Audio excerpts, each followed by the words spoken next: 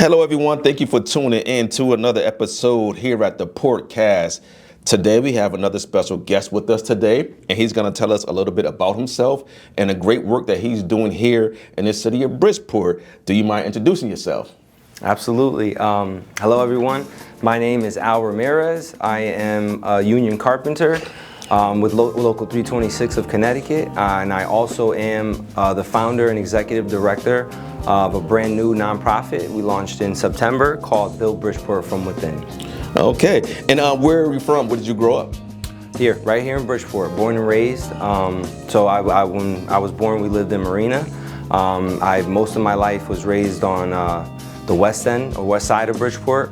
And then I did a small stint. I finished high school in South Carolina and then came back home. Okay. And what was your childhood like growing up here in the city of Bridgeport? It was interesting. A little rough.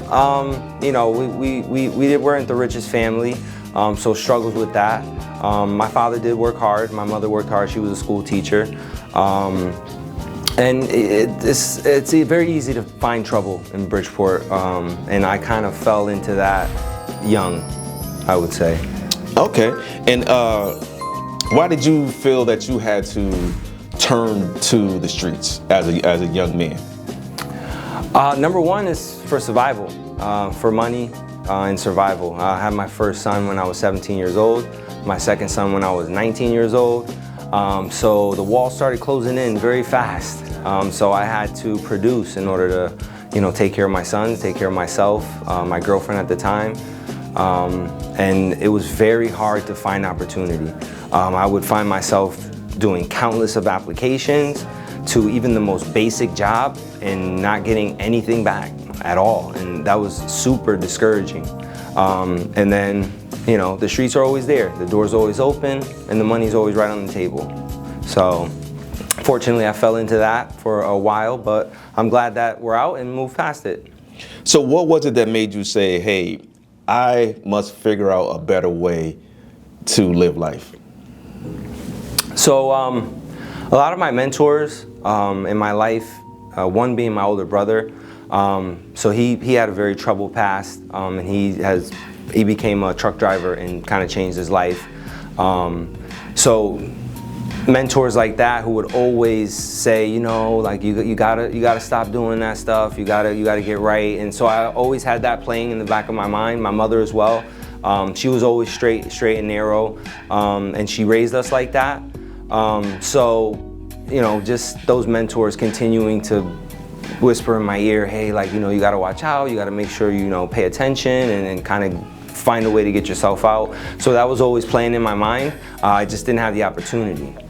Okay, so did you have a game plan how to exit that type of lifestyle? So yes, I did. So I was doing armed security, and I was also kind of just one foot in the streets as well.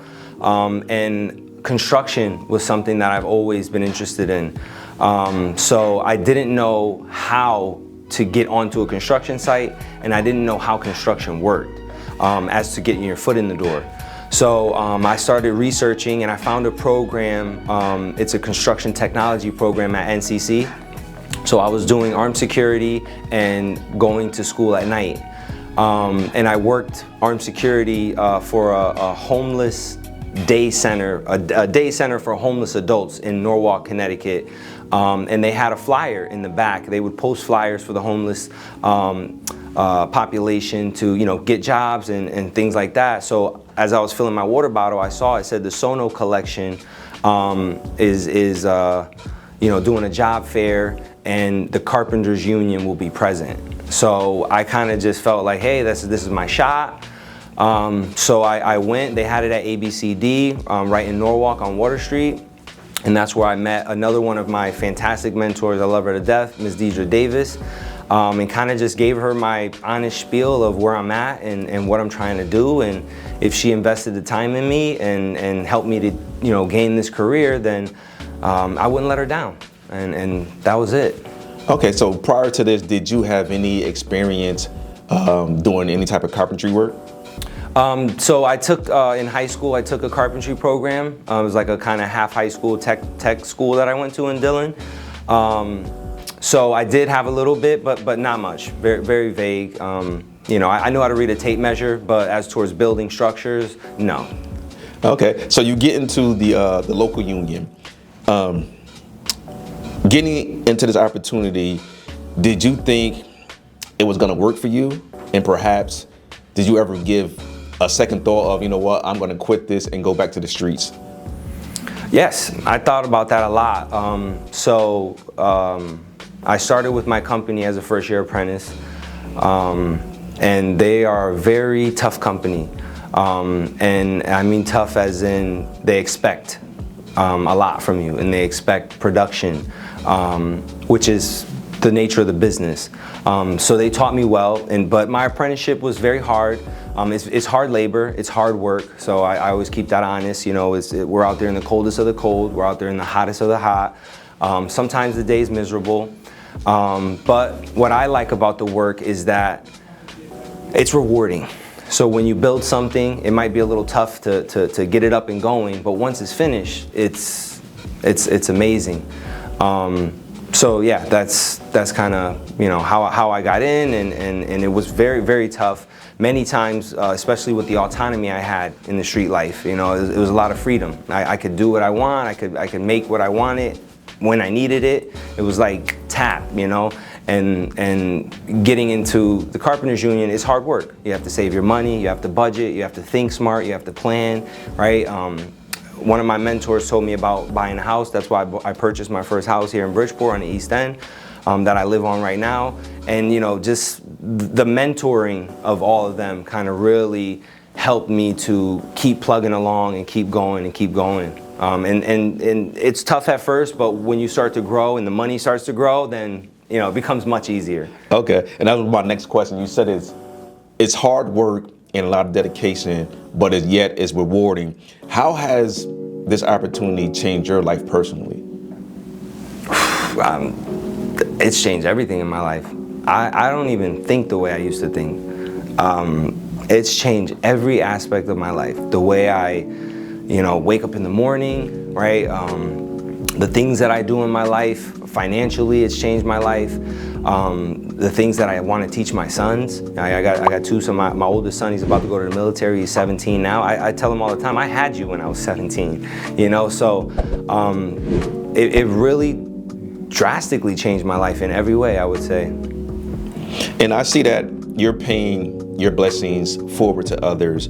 Someone told you about an opportunity or gave you an opportunity to learn a trade that will allow you to provide for your family. And most people, once they get to that position, they would just stop. But you're taking your skill set and the things that you learn in helping others in the community with doing repairs and trying to get them also in the union to perhaps better their life. Let's talk about that.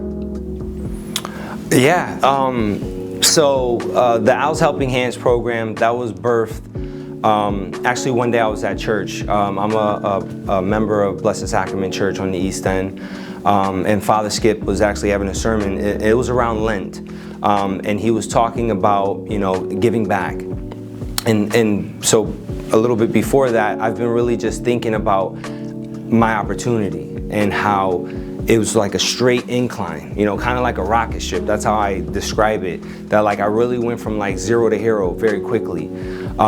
So I just kind of had these thoughts, subconscious thoughts of like, wow, you're doing so good. If you don't do something or you don't help or you don't, make this work for others the way it's worked for you, then maybe a fear of losing it. I'm not sure exactly what that was, but definitely that inner thought that I have to give back, I have to do something. So one day I was at the sermon and Father Skip was talking about that we have to give back. And at the end of the sermon, he goes, and don't always think that it has to be money, because I was thinking like giving, and you're like, oh yeah, I got to give some money, right? But it's like, no, he was like, it doesn't always have to be money. You can give what you have. You can help somebody in other ways, and your skills. He said skills, and I said, I have a lot of skills. I've learned a lot through this business, especially working for my company. They're a small, old school general contractor, so they do a little bit of everything. So I was able to really hone different skills and acquire a lot of different skill sets. And so I thought, I should just do that and kind of help people in need, with carpenter work, things that I do on a daily. And you also partner with the YMCA with a program, Teen Work Program. What is that about?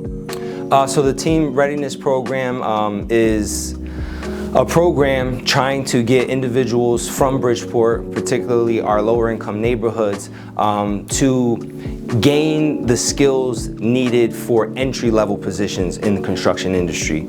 It's not just carpentry. I'll be the carpentry instructor, but they also have electrician, and we're working on a plumber as well.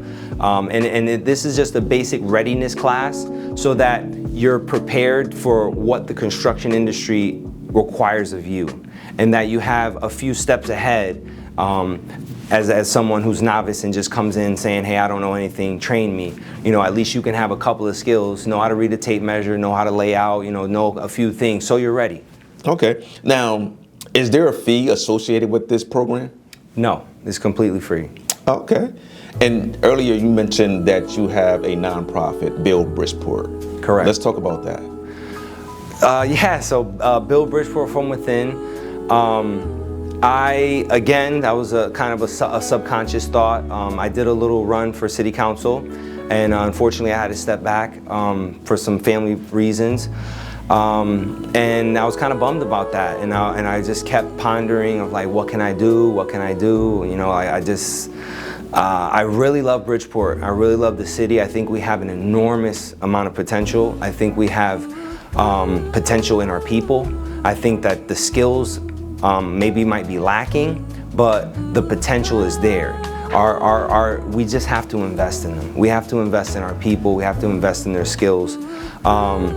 So Build Bridgeport, again, just kind of feeling bummed about that stint, and I said, I think I want to start an organization where I can help with workforce development, training our people in Bridgeport. If you just look, back in time of Bridgeport, it was an industrial hub. And when you think about the success of Bridgeport, it was when we had all skilled labor, right? These factories were operating day and night. I hear stories, and this never existed in my lifetime, right? So I've never seen that, but a lot of older members of my family cookout, oh, Bridgeport used to have this, we used to have a program like that too, we used to have this, we used to have that, which is no longer in existence, and it went from highly skilled labor to service jobs. And the difference in pay is enormous. And it's why a lot of us struggle. So that was a way for me to kind of say, okay, I'm a part-time instructor with the union. I'm a superintendent with my company. So I said, I'm just gonna start trying to train people to help them out with these skills and get them ready for the workforce. In your wildest dreams, did you imagine you would be a carpenter giving back to the community? No, not at all, no. At best, I think I would have just became a skilled carpenter and just stayed there, to be honest. And now, I know in the next week or so, you're going to be doing an East End Community Cleanup Day. Can you talk about that? Yes. So the community cleanup was an idea that I had. So I'm a builder, and you always have to clean the site before you build. You have to either remediate if there's contamination, wherever you build, even if it's a clear lot, right? You have to excavate, you have to clean the site, you have to prepare the site for building. And I think about that the same way with community, right? Well, we have to work together to clean our community, to clean our site, so that we can start to build on it. And one thing that it's not about cleaning the streets, right? Like the city can clean the streets. It's about community. It's about bringing us together, which is something that we don't do here in Bridgeport often. But it's starting to change a little bit. I know there's a lot of change agents out there, and that's kind of how it was birthed. Just really trying to get involved, wanting to bring community together. We did our first event last September. It was like 70 people. They came out in the rain from all over the state, even New York. Some of my union buddies came from New York, Massachusetts. So it was a great event. It just made me feel good. It made everybody who was involved feel good. We have it's like a little community connect part after, so we'll do a couple hours of cleanup and we'll come back. We have food trucks free to everybody. We'll have a coffee truck in the morning so you can get a little bit of coffee so you can start your work. And then we'll have some music and kind of just connecting, and that's really what it's about, connecting the community, bringing people together, showing people that people in Bridgeport care. We care about our homes, we care about our streets. People here do care, and it's not the rhetoric that, you know, Bridgeport doesn't care, because we definitely do. And when is what's the date, location, and time? Yeah, so the date is April 18th, so next Saturday. The location is Blessed Sacrament Church on Union Ave. And the time is 10 a.m. So it's 10 a.m. to 1:30 p.m. Looking back, what would the Al of today say to the young, misguided Al? I would tell him to go to the Union Hall and knock on their door every day until they allow you in. That would be the number one thing. I would also tell him to work harder, pay attention more, work harder, read more. That definitely read more. I would also tell him to, and I know it's hard because there's a lot of influence with culture right now, but I would tell him to stay away from the negative stuff, the negative stuff that pulls you away from who you're supposed to be. And what's the gratification that you get out of all of this? Oh, that's an easy one. I love to see people doing well. I love to be a part of building people. I love to be a part of building structures. I just really love to see people win. And if I can help you win, that's it for me. All right, Al, I would like to thank you for taking time out your busy schedule to come here on this platform and tell us a little bit about yourself, and also talk about the great things that you're doing here in the city of Bridgeport. I salute you for all the great service that you are doing for the city. I appreciate it. Thank you so much. I appreciate you guys having me on.